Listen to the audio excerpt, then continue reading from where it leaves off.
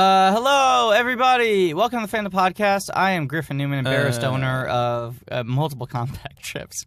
Let me start. Wait. What you have them? They have arrived, and I am too embarrassed to go to the post office to pick them up. Right. I feel like buyer's remorse. I'm David Sims. I feel terrible. How many was it in the end? 48? I'm double checking here. I think it was 48. It was 48. Right? I'm sure. Yeah. They've arrived, and I don't want to. It cost $30, I believe. I believe that is how much it cost. Yeah. A person somewhere in the world got an email saying Griffin Newman has bought your, bucket of chips. Yep. Here is $30, 30 American dollars. Yeah, let's start over the podcast.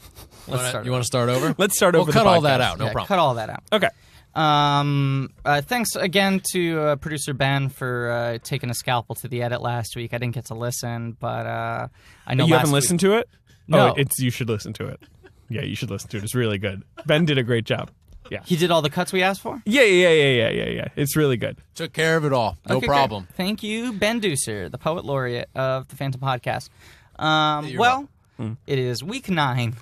Is that, yes, it's week 9. Of our investigation to this movie. And God, do I feel defeated. I know. It's like in a detective movie where I go back to my hotel and I just stare at the wall and start crying. The case is not coming together. No, it's not. Yeah, there's papers all over the pinboard. Yeah. There's lots of yarn. Yeah, and I'm at the point where I'm just starting to pee on the walls. I don't want to look at those papers anymore. Yeah. We've examined this text perhaps as much as one can. Yeah, it's been over-examined. It's been over-examined. The movie is not about the things we say it's about. Right, and we keep on looking to try to find those things, and they're not in there. No. We reach for the merchandise, it's not in there, right? It definitely wasn't in there. Hungry Hero Jar Jar, I'm just saying, maybe he was the one who set off the... He was the hero, Gorg Revolution. Yeah. Maybe we have to go beyond the film. Mm-hmm. Now, as we know from the Star Wars Card Trader app, there is an expanded universe that George created. Yeah. Right? I guess maybe in comics or whatever. He'd been working on this for decades, it seems like. Right. But you only got to make the one movie, just to clarify for everyone, you only got to make the one movie, The Phantom Menace, in case you're listening for the first time on episode 9. Good job, guys. If you're listening for the first time on episode 9. One Star Wars film. But there clearly is expanded universe within the merchandise and everything. And then there's also a lot of fan fiction, David. Oh, boy. I want to go on the record. I've been dreading this episode for weeks. We've been putting it off for maybe 6 weeks. Yep. So today we're going to look at the fan fiction and see if we can find anything out of it. What other fans interpreting the text, taking it further. So this is after the film's release? Some are before, maybe. Yeah. I think some might have been even before. Some are before. Once again, our internet here is terrible, so there'll be a lot of vamping for time. But here we go. I don't know. Is there anything else you want to say before we launch into this? We're going to really talk about Star Wars Episode 1, The Phantom Menace fan fiction. Yep. Cool. Excited. I already regret this decision. Yeah, you know what? It's like you buying the computer chips, the what are they called? Comtech chips. Yep. Let's just try it, okay? Yeah. So I'm on a website right now. It's called Emma Grant's Star Wars Rex. Okay? Okay. And a lot of the Star Wars fan fiction has to do with the Master Apprentice subculture, it is called. Oh, I see. So the Qui-Gon Obi-Wan relationship. People are very interested. Really? It's such an uninteresting part of the movie. Well, but that's the thing. Maybe that's why we need to dig into it. Right, they want to flesh it out. I get that. Because... All right, we're back into it. Cut all that, no problem. Oh, my God. This episode is riddled with technical failures. Yeah, and get ready for some emotional failures. So I just want to say, yeah, in the movie, Qui-Gon is Obi-Wan's teacher. Mm-hmm. I believe he gives him one piece of advice in the whole movie, which is be mindful of the present and the future. I don't know, something like that early on, where you're like, oh, okay, and then it never really updates after that. Qui-Gon is a terrible teacher. He's much more interested in being a slave owner. Agreed. Yep. Okay. It's one of the reasons Obi-Wan is a worthless character in this movie, because he has no arc. Okay, but maybe... No, I know what you're saying. Like, maybe someone else can find what George Lucas was unable to find. We were talking right before we started recording about the MCU, for short, the Marvel Cinematic Universe. Of course. Which, maybe to a fault, sometimes certain emotional threads don't make sense unless you've seen all the films. Yes, absolutely. There's a richness that you can only discover by watching them all. I don't like the first Thor. I like it. I just don't like it that much. I dislike it. You dislike it? Yeah. Even though it's got some great performances from Chris Hemsworth and Tom Hiddleston? Yes, I dislike it. Okay. Especially because I think those two go on to give great performances at the next two They films. do much better work later on. Yeah. I dislike it, but I will say you could watch the first Avengers cold. Watching it with Thor 1 in the back pocket, even as shitty as it is, gives a big emotional weight it does. to Loki's actions, Thor's actions. You can watch Avengers 1 and get it if you haven't seen Thor, pretty much. Right. They give you the basic info. But if you've seen Thor 1, then you get a nice little bit of color and grounding. So maybe some of these stories will help us understand the relationship. Yeah, probably not, though. Okay. Let's try it. This story is called Cards on the Table. We will credit all original authors. This one's written by Emilia-Wan Kenobi. Great. Are you just going to read fan fiction to me? Mm-hmm. If anyone is still listening to this podcast at this moment in time, I beg you. You're just two guys staring at each other in a front of hot two room. microphones in a hot room reading fan fiction Hot room. about the Phantom Menace.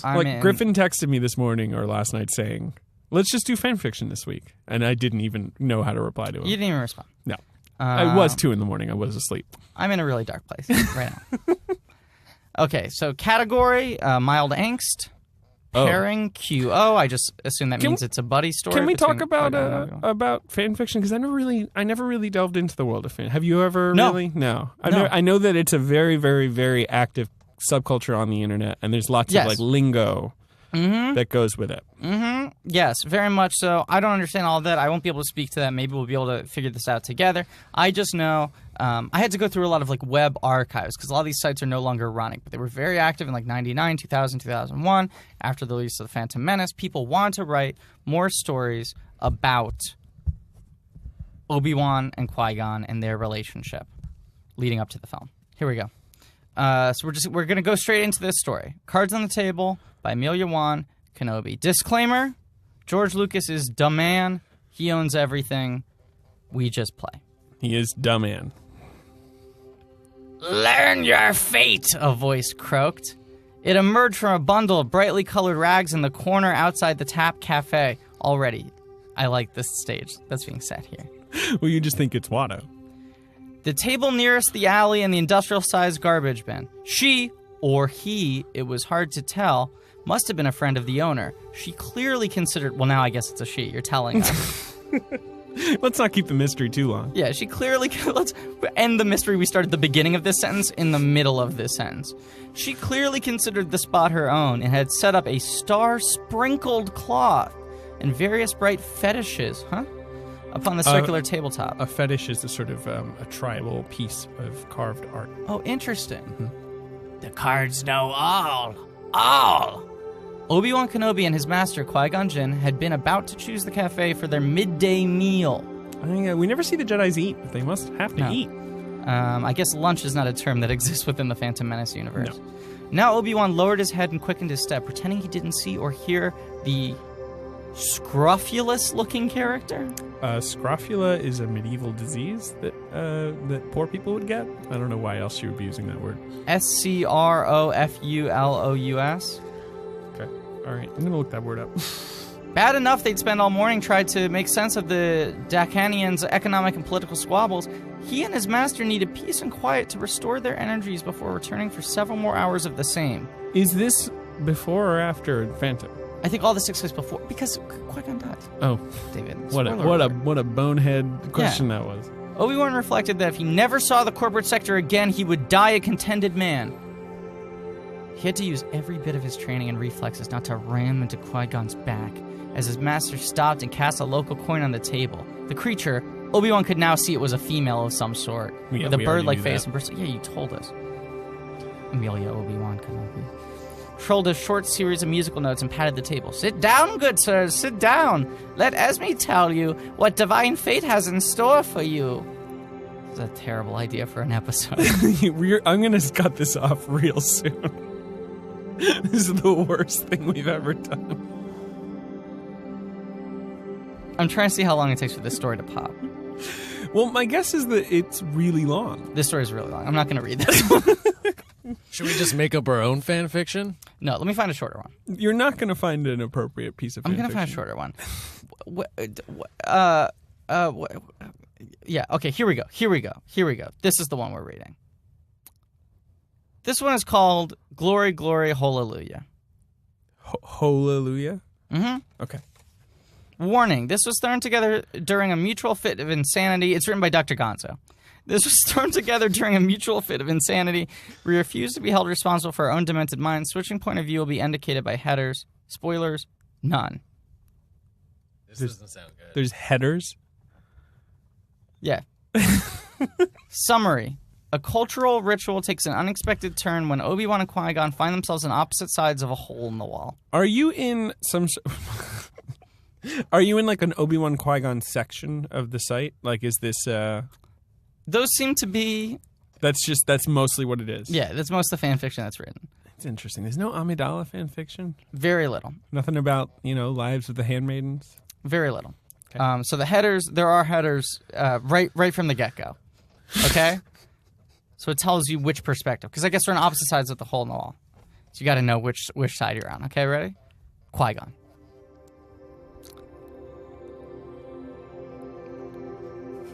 You're struggling here. Qui-Gon Jinn stuck his penis through a hole in the wall.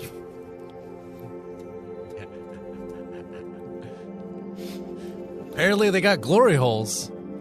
I mean, I saw it coming, I guess, on the opposite sides of the wall, but I thought there would be some buildup. This story wastes no time. They're not even telling us how they got to the wall, where it is, where the hole is, what planet they're on. Well, the hole is at sort of probably like penis height. Well, traditionally a hole in the wall is... Go on, please. Finish that sentence. Well, I've always heard that there's a place in France where the ladies wear no pants, and there's a hole in the wall where the guys can see it all. Right. I've also heard that. This doesn't Aphorism. seem... Maybe that is this hole, maybe this Is he in France? I don't know. We don't know yet. They started Okay, so- media res. So just We don't know where this story read is the taking first place. sentence. Or I want to see this. Qui-Gon Jinn stuck his penis through a hole in the wall. It wasn't an experience. That's its own paragraph, by the way. That's one sentence, period, new paragraph. That makes sense. It wasn't an experience with which he was intimately familiar, eminently comfortable. He looked What is this? surreptitiously down the length of the wall where other holes waited at varying lengths with varying diameters. Oh, that makes sense that there would be, like, it's an alien, Yeah. like, civilized, there's a lot of different penises and a lot of different heights and shapes Yeah. and sizes. It was more cold than arousing. The plasticine ring that cradled his most intimate part. So they put rings around the holes. It's not just a No, quick it's car not just job. a punch. Yeah, right. Yeah. The cradle's most intimate parts had not been warmed in preparation for occupancy. Well, beggars can't be choosers. Furthermore, he felt rather vulnerable, considering that he had no idea who might be on the other side of the wall. Why is he doing this? Also, he's a Jedi. He should have some familiarity. Like, he should be able to sense, someone's feelings Right. or, He can sense a great disturbance in the force. You tell me he can't figure. Bouncing carefully on his heels to keep the circulation going, he waited. Obi-Wan. Obi-Wan knelt on the cushion that had been provided for him. Oh boy. Waiting for his first patron. God, this was embarrassing. Why would this be happening? What possible reason? I'm hoping it's explained. Where I think and media res. I think you're right that the media res is crucial to the setup here. Because I'm hoping it unfolds itself. Because it's like we're hooked right in. Yeah. Obi-Wan did what? Yeah. God, this was embarrassing. Just how did he always manage to get involved in these things? Okay, so we're learning a little more. This isn't the first time this has happened. I want to make this clear. This is not written by George Lucas and has nothing to do with the Star Wars Expanded Universe. But he is the man. He shook away his lingering discomfort. It wasn't important, he told himself. All that mattered was doing his duty and doing it well. It would not do to shame the Jedi with a poor performance. Not far down from him was another humanoid performing his duty. So they're And there's no separation. So there's a big wall, a lot of holes. A lot of holes. So on one side of the wall, a bunch of people are sticking their wheelies in. And the other side, a bunch of people are kneeling on cushions. Yeah. For what reason, we do not yet know. Obi-Wan found his eyes reluctantly drawn to the sight. It should have been humorous, perhaps, watching a young man servicing an anonymous patron through the barrier of a wall. But somehow... he squirmed uncomfortably, trying to watch without obviously staring. Can we skip ahead? Qui-Gon. Qui-Gon uncomfortably attempted not to listen to the person that had already been enjoying the services of this establishment when he arrived. This is filled with innuendo for a thing that began with Qui-Gon putting his penis through a wall. Now they're beating around the bush. Right. The services. Now they're acting coy. Apparently he found this concept more exciting than Qui-Gon himself did. Still, when the Jedi Master discovered what accepting the ritual courtesies of the Jaxterian royal court involved, he'd been glad that he could sneak away without his Padawan in Obi-Wan's customary place at his side. Now we're learning a little more. Okay, right. Qui-Gon doesn't know that Obi-Wan's on the other side of the wall. They're visiting a Jaxterian palace. Which Apparently is like a glory hole civilization, This is what you do. Yeah, right. And he went, let me sneak away from Obi-Wan. Get along. A little man time. Yeah. Without Obi-Wan here to witness, this was merely uncomfortable. With him here, it might have been impossible. Qui-Gon squirmed a bit, gazing up at the ceiling. With the squirming, Jesus Christ. This is my favorite piece of writing so far. Squirmed a bit, gazing up at the ceiling. Period. Beige. Period. You could use a nice new coat of paint and a quiet beige. A quiet beige. Sure. Because, I hate a loud beige. The man next to him finished with a shout. Convulsing, palms slapping against the wall, and Qui-Gon blushed crimson. Looking away and humming a little to himself. Jedi control. When he was accepted and pleasured, he would not make such a vulgar and embarrassing display. It would not be commensurate with the dignity of a Jedi Master. So we know the stakes. I hate it. When he comes, he can't act like a fool. The stage is set. That's the goal. Don't act like a fool when you bust a nut. Obi-Wan. Fighting the urge to whistle, Obi-Wan instead settled himself on his back against the soft cushions. On his back. His back. Okay. The customs of some people would never cease to amaze him, he thought, shaking his head slightly. When the Chamberlain had told him what would be expected of him, it had been all he could do not to faint right there in the richly decorated throne room, like some flighty little child, not the Jedi he was supposed to be. David is now checking his emails. I am not listening to you. The other servicer was certainly getting vigorous, he noted, with a touch of apprehension. This might not be as easy as he had first thought. All thoughts were wiped away when he glanced back at his own station and saw that this first patron had arrived when he wasn't paying attention.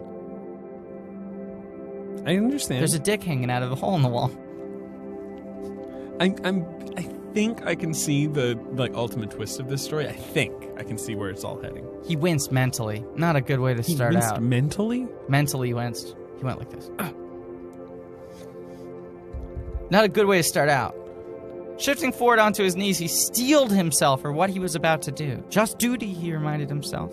This was a part of his mission. It must be handled like any other task. Why is he doing this? Just duties. Part of a mission. They handle like any other task. The last sentence explained... It did not. It explained all of it. No, it did not. A part of his brain snickered at the word handle. Why is his brain snickering and wincing? And he ignored it, calm and ready to do his service, until he got a good look at exactly what he was supposed to be servicing. Oh boy. Oh boy. All right, I mean, this is the first time I'm genuinely intrigued. Right? Qui-Gon. The longer he waited to be attended, the more uncomfortable Qui-Gon grew. Perhaps he had stuck himself into the wrong hole. Maybe he was being filmed for purposes of blackmail.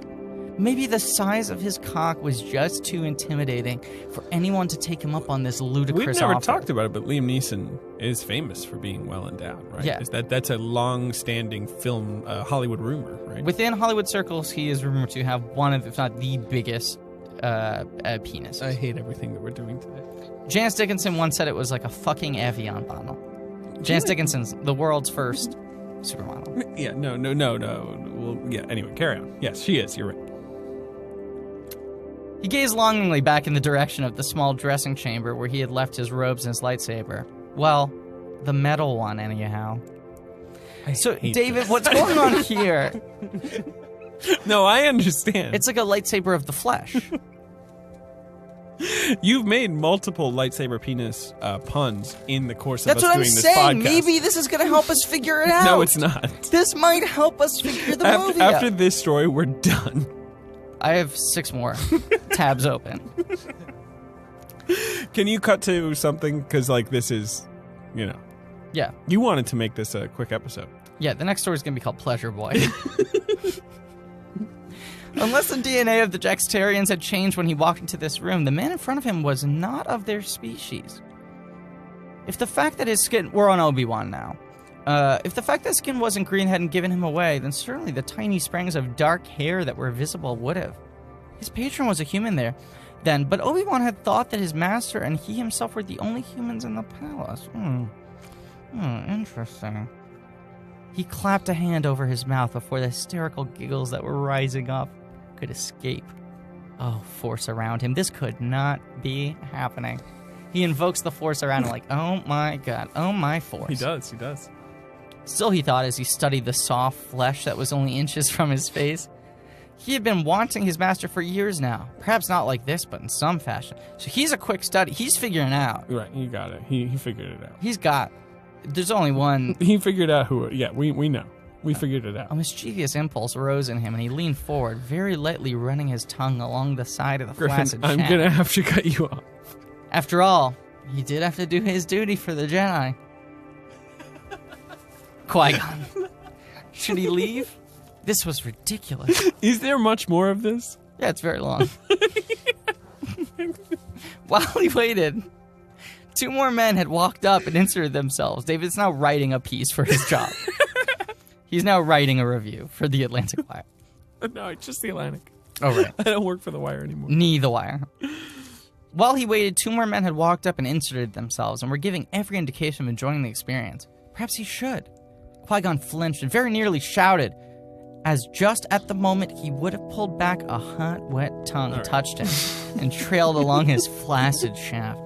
To use flaccid shaft twice is a little lazy. I think you could call it different terms.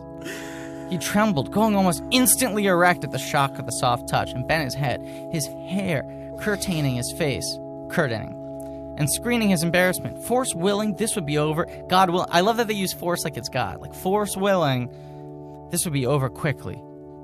Ooh, premature ejaculate? That could tell us a lot about the negotiations. We're quick. Maybe that's like the negotiations. Because if we knew that this happened before... This is before, right. Right. So maybe it's like, sorry that my negotiations were so quick. You keep acting like this has any bearing on This George is so Lucas. much... We haven't hit the end yet, David. Can I just see what... Thor seemed like a piece of shit, but then you saw the Avengers and it made sense. So maybe we watched them in the wrong order. This is so incredibly long. Griffin, That's long. When is it over? Yeah, Phantom Menace is 220. Any story worth telling is worth telling in detail. When do I actually just have to stop you? Qui-Gon. I'm gonna kill you. Should he leave? This was... Oh, no, I read this part already. Yep. He had let his forehead rest against the wall and waited for more. Obi-Wan. He had just only barely touched the man. His cock had stiffened immediately. Obi-Wan leaned back quietly to avoid losing an eye, looking somewhat nonplussed at his master's shaft. Damn, he had been impressive enough soft. Erect, his master was damn well formidable. Most people say formidable. Formidable. You say formidable? Formidable. I think I say both. I say formidable. Yeah. But I wanted to mix it up. Banthas had smaller organs than Qui-Gon. Okay, so Obi-Wan has... Now, a Bantha is a giant, sort of like woolly mammoth-sized Tatooine creature, right? Yes. Yeah. So it's like saying he's got like a horse cock.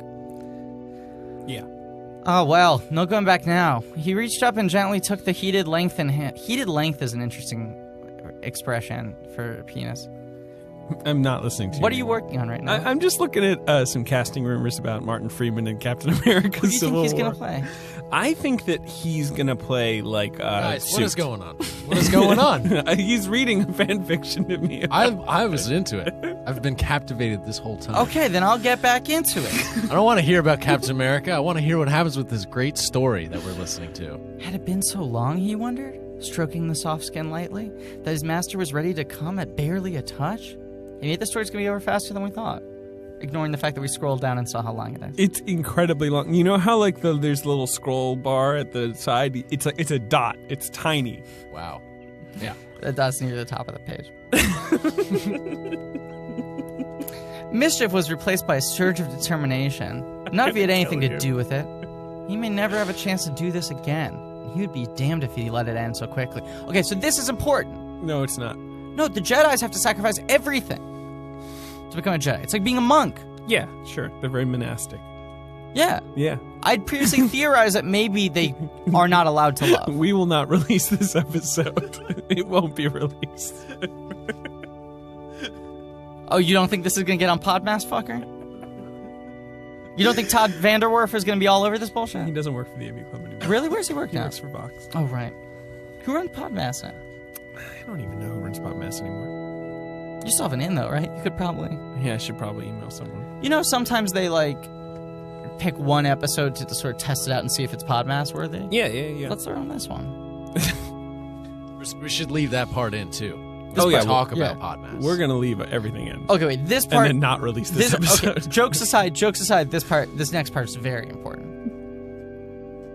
We're trying to figure out the movie. No, we're not. These are new details. Ready? You're just... Go ahead. Are you ready? Yeah, I'm ready.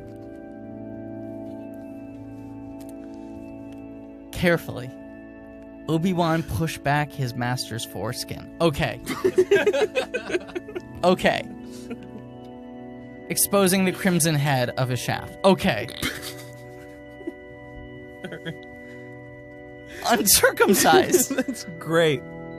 So happy for Do we him. think this is a Jedi thing? Some Jedis are discovered at birth. Do we think all Jedis are uncircumcised? I mean, you know, there's no evidence of, like, Jewish or Islamic tradition in the Star Wars universe. No, and we never see a hospital in the Phantom Menace. We don't know. True. Even for medical reasons. Do you know what I like about it? Then nothing. David, no, I'll tell you what I like about it. Mm. By giving him a foreskin, it's further drawing this comparison between his penis and a lightsaber. Because a lightsaber has to pop out of.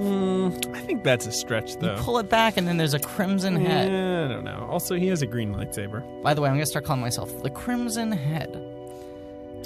It was already shiny. What? Why are you talking about shiny dick?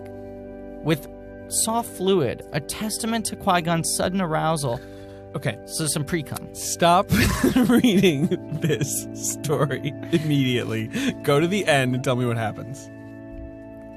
Can I No, finish this We're sentence? only at pre-cum, David. No, I refuse. It's 1:20 right now. And with a secret smirk, Qui-Gon leaned forward and lapped the clear liquid away, savoring the salty bitterness, his tongue probing the tiny slit. We are marked on iTunes as being explicit, right, Ben? Yes. Because if not, we're going to get taken off iTunes. For this one, this is pretty tasteful. I think so too. Did I mention this story is rated NC-17? When I went onto the site, to the fan fiction site, all the stories had ratings. I know that that's a thing in fan fiction. What, you want to hear a fucking PG story? You think that's going to be fun? No, I don't want to do anything right now. You sure? Who do you think Martin Freeman's going to play? I think probably like a government official. Yeah, minor role. Right? Yeah. No, I think it'll be like an important role, but maybe someone closer to like what Gary Shandling played in Iron Man 3. Or, you know, maybe you could be... Or Captain America 2 was the one. He was in Iron Man 2 and Captain America 2. And Chris O'Dowd in Thor of the Dark World. We always forget about him. He was great in that. What a masterpiece that movie is. Yep. What is happening? Well, Ben gets immediately angry when we get off the track of I know. this story. There's an R-rated story. Wait, just what called happens The Gift. at the end of this Can I just story? read you the capsule of this? The Gift. Review. This is another Obi turns into a girl story. And a really good one at that. How will Qui-Gon react when his apprentice turns into a really hot girl? Hot's italicized. Now, How will Obi-Wan attract to her master's sudden attention? Okay. What? What do you have to say? It's people make a lot of jokes about fan fiction, right? Yeah. And that it's mostly just this kind of stuff, right? That it's sort of like slash fiction. Yeah, exactly. It's kind of like very basic sexual fantasies, mostly about two guys hooking up. Often written by female fans, right. Shipping two male characters. It's very interesting that subset of fan fiction exists. Yeah. And I have no problem with them, exploring that desire to, create fiction. Like, I agree, and they're providing us with an important supplementary text, so let's go back into the story. What? We're not going to what?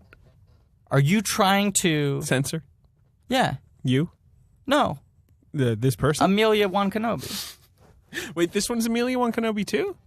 Same as... Oh, no, this is Dr. Gonzo. You're right. We switched. That other one was so boring. The one about the fortune telling.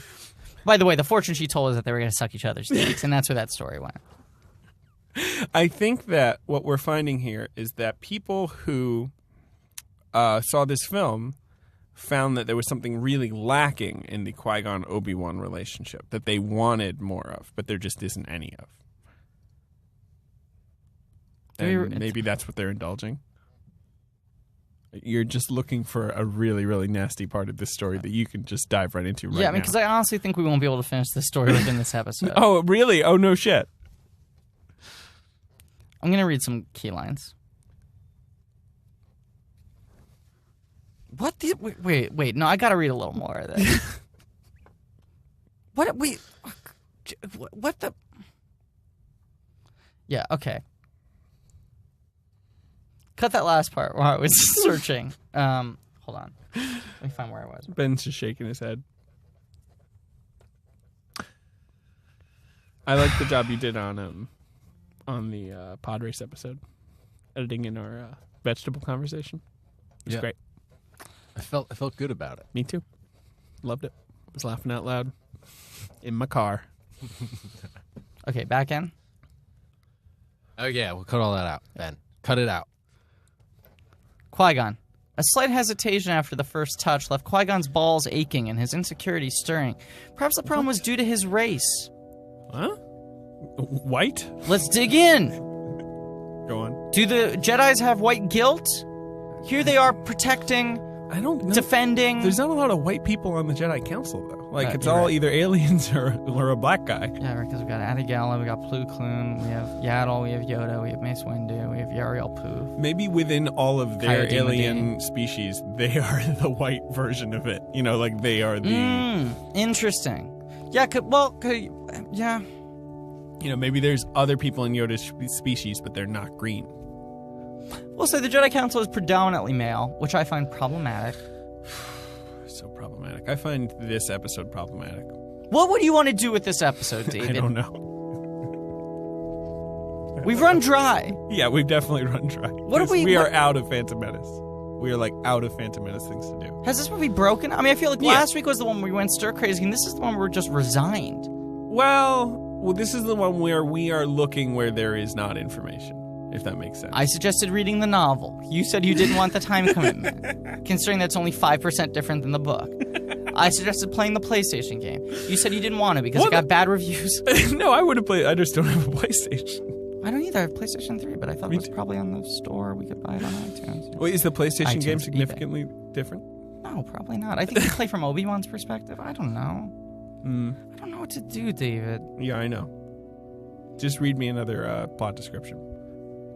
Qui-Gon relaxed suddenly. His intuition's telling him that he was, quite literally, in good hands.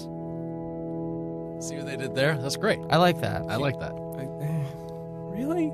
Yeah, I'm skipping ahead. As he alternated soft kisses and teasing licks down the length of Qui-Gon's cock, it suddenly came to Obi-Wan that this was not at all what he had expected. He'd assumed that he would feel some kind of degradation from this kind of servitude, being forced to service someone in this manner, but he realized then that he was the one with the power. It was the patron who was the vulnerable one. His master was subject to his whims. What's the point of this? I don't really get it. Why would someone want to write this? Like, it's a genuine question. I don't mean it in a mean way. Like, well, the guy, Dr. Gonzo said it was written under Yeah, it was like a moment of madness, right? It just sort of vomited out of him. Yeah, like a couple minutes ago, I scrolled down to the end to try to figure out whether or not to skip ahead. Yeah. And I was like, I don't know. And then I scrolled back up right now to re-look at Dr. Gonzo, and scrolling back up took a millisecond. Scrolling down takes 5 seconds. Fit of insanity. We refuse. That's the other interesting thing. This was done together through a mutual fit of insanity. Is Dr. Gonzo 2 people? It's Dr. Gonzo does refer to himself in the the first person plural. Okay. How do you feel about Clickhole? I think it's a really funny website. Yeah, I do too. Cool. I'm gonna skip it. Here's what we're gonna do. Okay.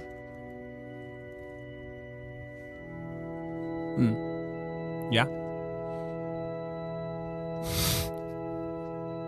What am I doing with my fucking life?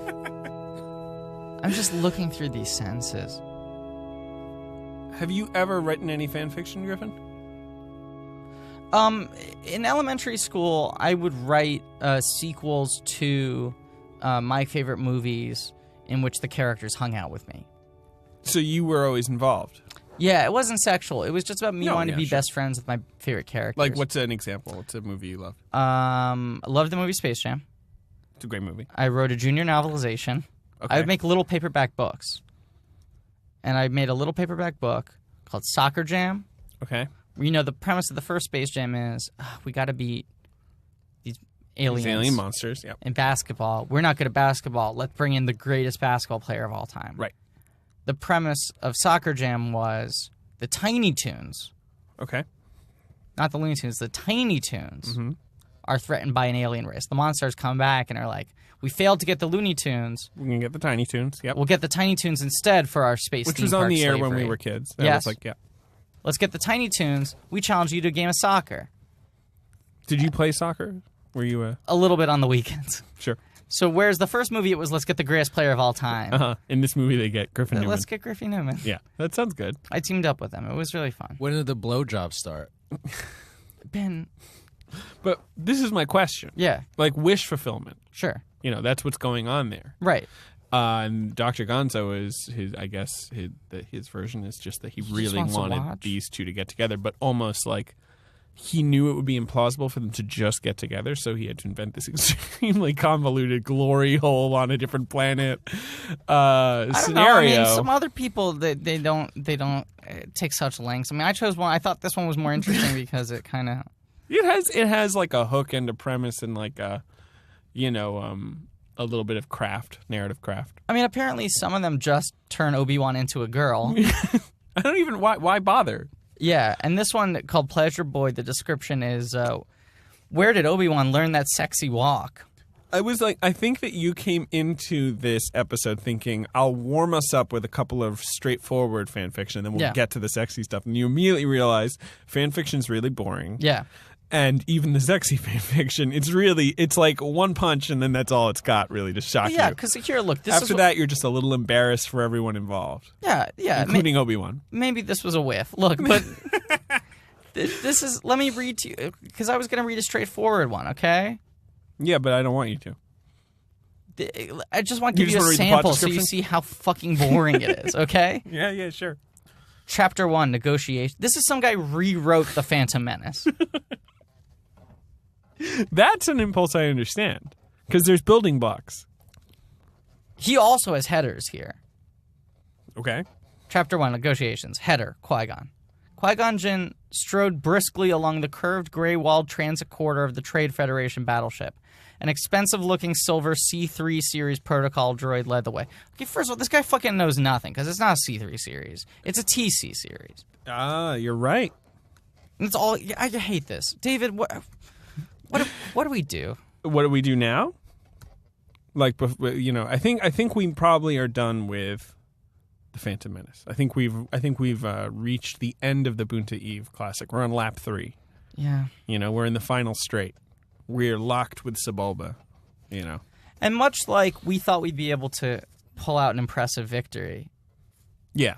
And figure out what the movie's about? I'm reading about TC. Right. We're realizing now, the realization's sinking in, like, even if you beat Sebulba, you're still a slave. Like, then you're owned by this guy. Right. And now we know that what he does with his... With his apprentices? Oh, let's go to the Jaxterian court. I want to make this clear. This is not written by George Lucas. This is just Dr. Gonzo. And we don't know that that's what Qui-Gon so you're does. saying it's not canon? I'm saying it's not canon. I'm saying that, like, obviously there's a lot in the text to suggest that maybe that's what goes on, but we don't actually know what Qui-Gon does. And also, he's dead. Let's not forget. I love you, he sent silently, not daring to speak it aloud as he pressed a final desperate... This is the end. Desperate kiss to Qui-Gon's parted lips, letting his tongue flicker against them before he pulled back with a sigh, folding his hands into his sleeves and gripping them tightly.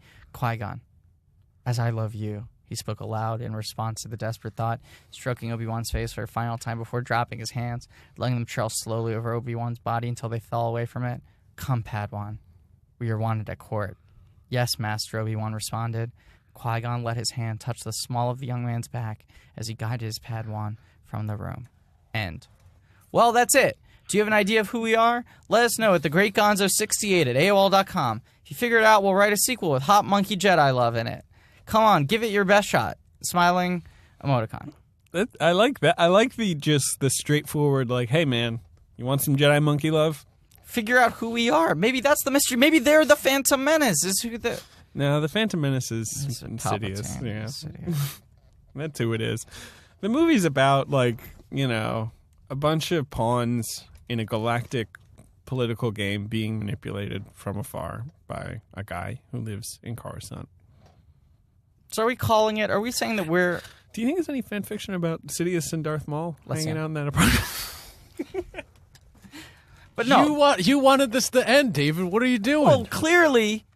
David was just angry because we weren't shipping his right relationship. We didn't figure out what floats his fucking boat. So he's Darth Maul / Finn. So well, David, let's do some of our patented banter. Oh, hey, Ben. What's going on, man? Not too much. Not too much. It's iced coffee season, which is always nice. How do you feel about iced coffee? I like a good iced coffee. I like a tall iced coffee. Yeah, a nice tall iced coffee. Snow peas, though, right? Back to veggie talk. Oh, back to veggies. All right, sure. I don't like raw snow peas. You mean like the kind of like almost like edamame or anything you can kind of sort of... Well, they're crunchy. thinner, though. Yeah, they're thinner. Yeah, I don't love snow peas. They're okay in like in Chinese food, maybe cooked, but right. Raw. Eh. No, thank you. Do you like a snap pea? Ooh. No. Ooh. 50-50. I'm on the fence. Now, what exactly is a snap pea? Well, it's the slightly thicker, you know. So that's like the edamame style. Exactly. Okay. There's a lot of Darth Maul Obi-Wan / fic. So Obi-Wan is the sort of boy toy of the Phantom He's Menace for the / fiction universe. I never want to discuss fan fiction again in my entire life. This is so crazy, though, that this all exists. David, what if the point of the movie is that Please go ahead. The Jedi's... It's a criticism of the Catholic Church. We already did that. And how absolute power corrupts all. I have a and question. How the people we entrust to protect us are the ones actually molesting us. Maybe, yeah, whatever. Anyway, it's about systems, right? It's like every system is fatally flawed, and that's how Palpatine can manipulate them. Anyway, you're an actor. Yeah. You're like a professional actor. Yeah. Which is pretty impressive. I know. I can't believe it. We don't talk about it enough, in private or on this podcast. Because I spent most of my life being sad and being angry about stuff. It's great. You're an actor. You're paid money to be an actor. There's tons of people who are not actors and who want to be actors. There was a friend of mine had a whole Facebook thread last night about how bad the movie Draft Day was. Oh, really? Wait, a friend of yours? It's on HBO Go now, and so he was watching it and was updating his status. I'm gonna watch it again. Yeah, I enjoy the film. Yeah, it's a good movie. Objectively, I think it's a good movie. Yeah, totally. But he started... It was right in the middle of my list that year. Yes. It was a nice middle of the pack movie. I left it unranked due to bias on my Letterboxd list. Good point. Wait, you're a Letterboxd account? Quietly, I don't tell anyone. I'm gonna find you. But my friend, my buddy Will Weldon, who is a great comedian, was posting... just ragging on it. Right, ragging on it, adding comments, and then some other people were like, man, this sounds so bad, I should watch it too, and rag on it. And they were all ragging on it. And then I just wrote hey, thanks for the kind words, everybody. I commented that, and then I was feeling kind of whatever. And then I remembered, Wait, someone paid me money to be in that movie? Yeah, you were paid money to be in that movie. I don't care if people don't like it. That's crazy. Yeah, no, it's genuinely amazing. Yeah, that's nuts. What was the point you were building up to here? Oh, what? Well, you're a professional actor. Yeah. What part would you want most in The Phantom Menace? If you could have any part. Like, what part would you most want to sink your teeth into? You're asking, not a joke answer. No, not a joke answer. I mean, you can give me a joke answer if you want. In the script, in fact, give me your joke answer and then give me your real answer. My joke answer is Graga. Obviously. And my serious answer... Or TC-14's boyfriend, a part you would write into the movie. Yeah. No, if we're talking about the script as it is... Yeah, as it is. Who I'd want to play... Yeah, just swap you in. I think with credit, all deserving credit going to Connor Ratliff and his perspective that he's from me out. I think I'd want to play Panaka and see if I could add a little spin to it. But you're sort of almost suggesting there that you would try to mess with what was on the page and maybe give him a little more flair. Not necessarily, but like think about how negative he is about how things are going to work out. But we don't have an army, this and that. No, I totally understand. The guy they cast plays it very stoically, right? He does. What if I didn't change the words, but You just was gave like, it an edge. We don't have an army. Yeah, I think that you Do you know what I'm saying? Like, that wasn't a good performance. That was a cold read. But I'm saying it was a disaster. That was a disaster. But I played it neurotic. I think Paddington is too low on your top. You're looking at 2015 list. I enjoyed it a lot. I should mention I was having an extreme disassociative episode when I was watching Paddington. I took a bunch of Valium and then don't do that. Yeah. Do I still have this? Then the Valium? No, I don't have. I do. But no, what happened was, God, what the fuck is this podcast? How long have we been recording for, Ben? I mean, it doesn't even matter. I don't know. I'm going to edit a whole shit ton of this out, so who fucking knows? 10 minutes? 20? 30? I don't know. I went to see Paddington. I was on Valium. I had a major panic attack, and then I took Valium. I took Valium because I was having a panic attack. I was trying to subside it, and instead it just got worse and worse. Yeah, Valium doesn't seem like the right... Yeah. Anyway, yeah. Desperate times call for desperate measures. So I went home, and I was just trying to fall asleep and turn my brain off. Okay. And I was like, you just gotta... I was like, So you rented Paddington or something like that? No, I watched it in the theater. Oh, okay. My break started in the middle of the movie. Okay. Then which I did enjoy thoroughly. Great movie. But I had a hard time figuring out which parts were real and which parts were hallucinations. I understand. Whatever. Anyway, I have a stupid brain. I went home and I was trying to fall asleep and my brain was running too much, so I turned my phone onto the microphone mode where I could dictate mode. Yeah. Because I was like, wait a second, I have such a good idea for a screenplay right now. Before I fall asleep, I have to get this off my head. Yeah. Can I read this quickly? Yeah, go ahead. Valium notes, January 20th, 2015. So did you say that out loud? Yes. Cool. So this is dictated into my phone. Yeah. You might go, some of these autocorrect. Not many. Okay. Most of these are the words that I intended to say. Yeah, okay. I'm not saying it mostly works. No, just please I'm saying go don't ahead. assume that the technology failed me. This is the degree to which my brain was working at the time that I dictated this. We're covered with the Smile Airport for the sea structures, or we'll merge cartoony smiling whales with business being conducted over blue skies, rich, crystal clear, crackling waves, patio clean white man made it summer man, Matta zebra, sun tanning, Shay's lounge, which to me is so phone reception, his eyes made of toys, it's ripping off in call block frozen gel color of night, floating in space of pure and clean, inside coins, March corns. That didn't make sense otherwise. No, wired points inside the scoring rectangle. Man clean suit string, being arms, all floors, no Mac, had a talk, his back spaghetti arms over bad elephant, pression, sliding through the desert, best friend is a white sweater, coupon soaking wet brown cable knit sweater, flopping a long trusted ally off white skies, cream colored everything, except for the creatures, cream houses, Cesar Perez, granny flat like swimming, and gray house pain, I just want good apartment boxman sweater. And so this was you reading your thoughts. It's sort of a stream of consciousness. I thought it was an idea for a screenplay. In the moment, I thought that was a good idea for a screenplay. You got to figure that Cream House's Cesar Perez granny. There's something that got lost in translation. I remember some there. of that. I remember some of that. Okay, sounds good. Cream everything was that the skies and the ground and the buildings were all cream, and the only things that weren't cream were the creatures. So it was like a reverse camouflage. I suppose you're the best person to interpret your brain's thought process. Sure. And the soaking wet sweater was, I like the idea of a sentient creature that was just a sweater that was soaking wet, that was like flopping on the floor Sounds and funny. talking through the mouth hole. Well, that was a low point of my mental sanity, and this episode feels like an even lower point. No, I think we're okay. I'm going to call it. I'm going to say you're just going to call the Phantom Menace like we've full found stop. everything that we can find in the episode. Next week is going to be our last episode of the Phantom of Podcast. the Phantom Podcast. We We're will not gonna stop continue. podcasting. No, we are No going way. to keep on talking about stuff because we've let this go on far too long. This has gotten too sweaty. Yeah. But next week we're going to have some of our trusted friends, allies, Maybe. idols, Yeah. listeners, Yeah. people send us their interpretations, their quick audio recordings of what they think the film is about. And we'll see if anyone else has the answers, because we don't. It's about like Palpatine in his apartment. Yeah, okay. So we're asking fans, please Yeah. send in your thoughts. We've gotten some already, haven't we? yeah, we've gotten a We've couple. gotten a couple. Also, if perhaps maybe from today's episode, if you want to send in some of your own fan fiction Yeah, to but us. keep it short. Let's say that. Keep Because it that's, short. That's the big thing looking through all these. They're too long. Right. Yeah. So keep it precise. You mean the fan fiction is just too long? It's just too long.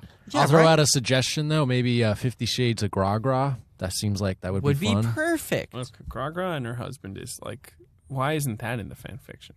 Yeah, Is no one else reading Wikipedia? I guess not. Jeez.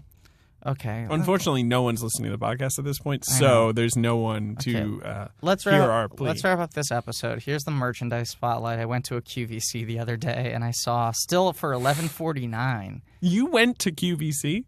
I'm sorry, not QVC. The CVS. I was going to say you went inside a cable channel? My brain feels destroyed right now. I went to a CVS, and they had. Oh no, it was a Rite Aid. I'm looking at the tag here. This is the worst episode of any podcast in history. No, it's not true. It's an action figure of Darth Sidious, but the hologram one. Oh, on the little walking... Right. So it's that moment that George was really proud of. Did you buy this? No, it was $11.49. That's It's way a lot too of money. expensive. Coming from the guy who spent $30 on Comtech chips. Why didn't you bring those in? The whole episode should have just been us playing all of the I'm content. genuinely so embarrassed that I bought them that I'm too ashamed to go to the post office. I know they're going to hand it over and not know what it is. They don't know. But I hate the fact that I'm going to have a box in my hand with Comtech chips. The other thing was I haven't found the reader yet. So I would bring them and then we just look at them. We couldn't even play them. I thought that'd be boring. Maybe we'll do that next week when we're playing all these audio clips. But yeah, this action figure it's not even articulated. It's just a little figurine of a hologram Palpatine. It's small. And then the main action figure is the hologram walker. They use that the holograms can walk. That's the thing that moves. Yeah. It's kind of cool, though, that he's like see-through.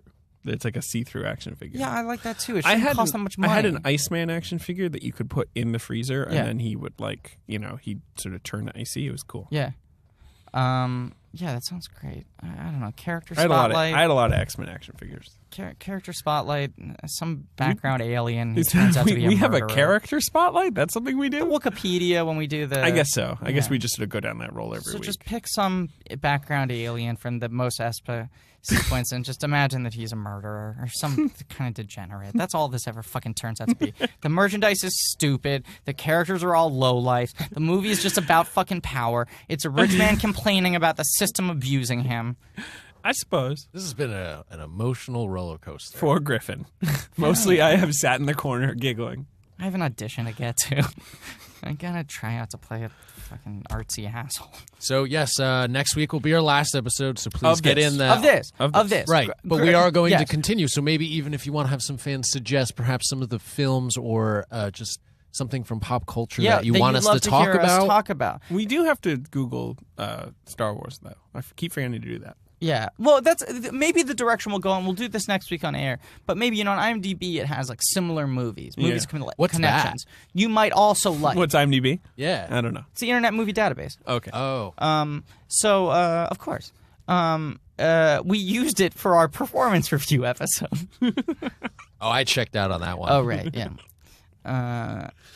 The point is, That was a good episode. that was a really good one. It was the best of times. It was the worst. of Yeah, times. this one's bad. This is just a bad episode. It's just a bad piece of media. Poor content. My point is that we need to figure out what we're going to talk about next. I don't know if the next thing we talk about, we're going to talk about for 10 consecutive episodes. Maybe it's shorter. Maybe a little shorter. But let's go on there next week on air, Phantom Menace, and see the recommendations. If you like this movie, you might also like it. Maybe there's something in a similar vein that can scratch our itch. I'm hungry. Yeah, me too. But I don't get to eat because I got a fucking audition. Oh, you don't eat before auditions? It's just too much. This must end. Usually, if I eat before an audition, I spend the whole audition thinking about how badly I want to poop. I'm going to tweet the link to this episode saying, do not listen to this episode.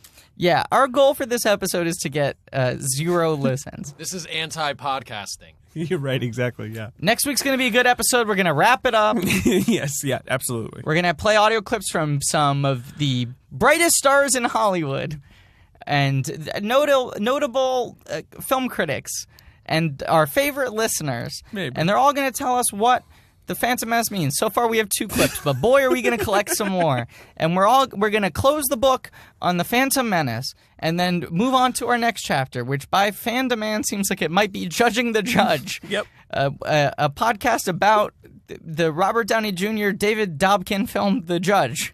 That's right, with Vincent D'Onofrio. Yep. So that's what's coming up. Get ready. What do you have to say, David? No, I'm so we're sorry. done. We're Ben, done. you have to wrap it up. Yes. Go ahead, Ben. And as Guys. always, you have to say and as always, and then say something that we've never said before. All right, and as always, Goodbye, Fennel. bye, Fennel. Goodbye, Fennels now.